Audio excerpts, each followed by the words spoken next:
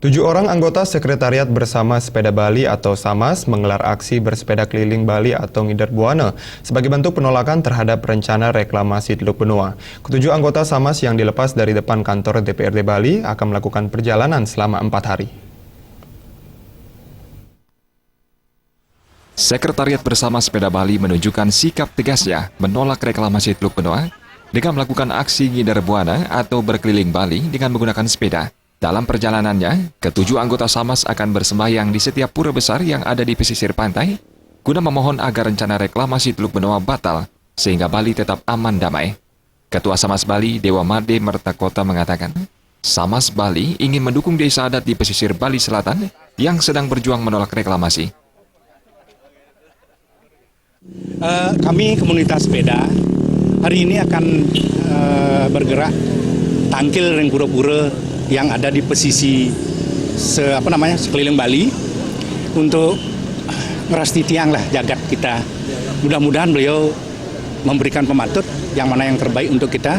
Harapan kami sih beliau akan mengetuk hati para pemimpin kita untuk membatalkan. Anggota Komisi 2 DPRD Bali Anagung Ngurah Adi Ardana yang melepas perjalanan anggota SAMAS menyatakan sangat mengapresiasi semangat SAMAS dalam mendukung perjuangan warga pesisir dalam menolak rencana reklamasi. Saya sangat apresiasi dengan semua kegiatan-kegiatan kelompok masyarakat, utamanya saat ini ada dari kelompok SAMAS dalam menunjukkan aspirasi mereka sehubungan dengan penolakan reklamasi. Jadi mereka ingin menunjukkan kesungguhan hati mereka dengan berkeliling sepeda ke seluruh Bali. Sementara itu, Koordinator For Bali, Gendo Swardana memberikan semangat kepada SAMAS Bali agar terus mendukung perjuangan rakyat membela alam Bali. Menurutnya, jika wakil rakyat tidak peduli, maka rakyat akan memohon kepada Tuhan agar reklamasi di Teluk Benua dibatalkan. Kenapa memilih start di DPRD?